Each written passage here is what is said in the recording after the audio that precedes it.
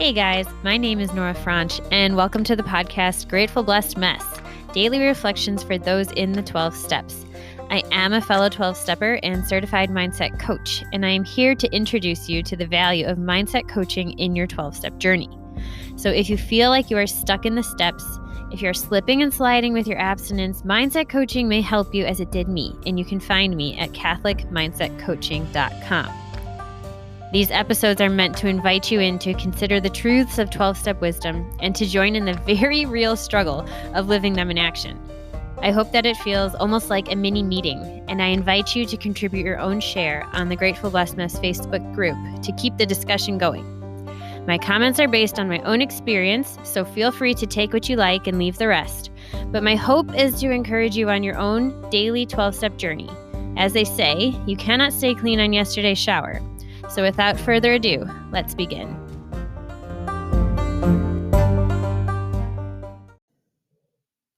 Hey guys, I will apologize for this slightly nasal quality of my voice.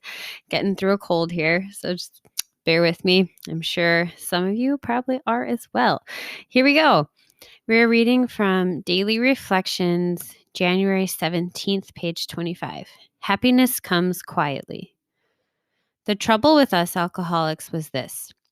We demanded that the world give us happiness and peace of mind in just the particular order we wanted to get it, by the alcohol route.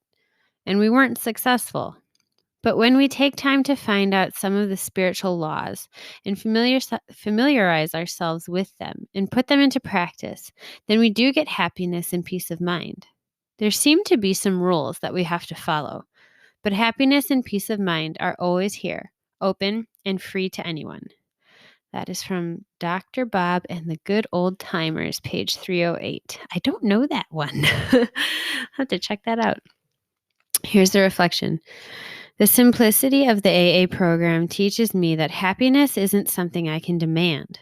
It comes upon me quietly while I serve others.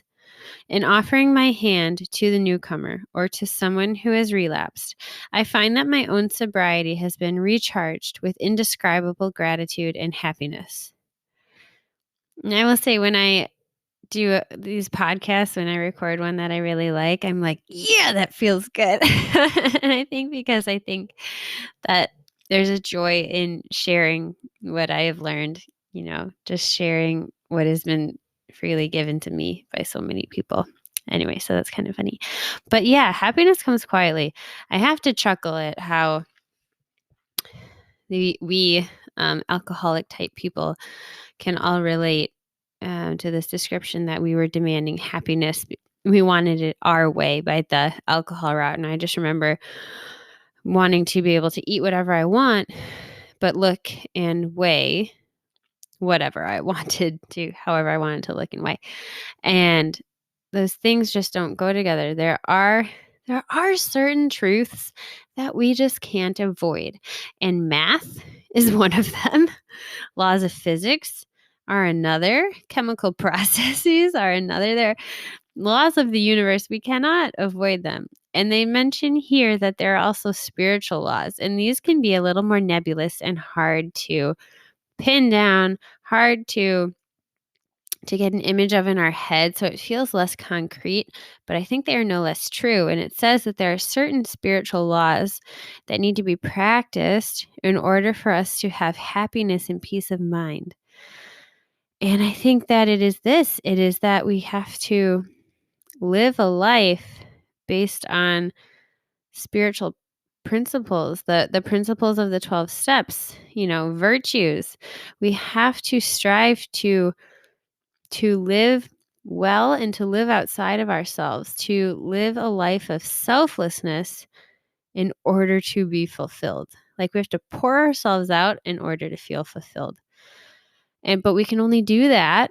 We can only do that from the right place when we are right with God, when we know who we are, why we're here, where we're going, and when we've healed from old stuff. Because if we have areas of our life that are hurting, hemorrhaging, injured in some way, We have to work through our own stuff to be able to give from a clean place. And the more clean the place is from which we give, the more happiness and peace of mind that comes from it. And so they go hand in hand. And I think that is some of those spiritual laws that they're talking about here in this particular share. So let me know what comes to mind for you. What spiritual principles or spiritual laws do you practice? Are you familiar with? Have you come to understand are necessary for your recovery? We have things like meditating. That's part of step 11, prayer and meditation to improve our conscious contact with God.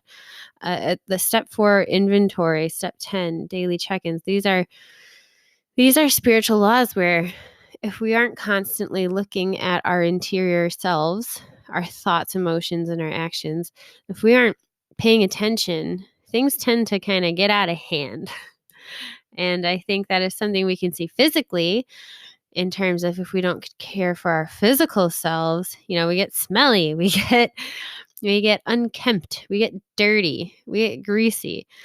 The same goes for the spiritual life, for our interior life.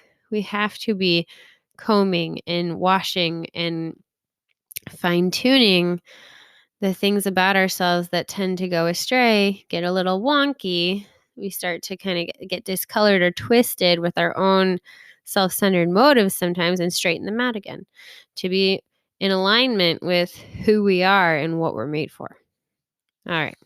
So yeah, let me know what comes to mind for you and share it in the Facebook group. With that, I pass.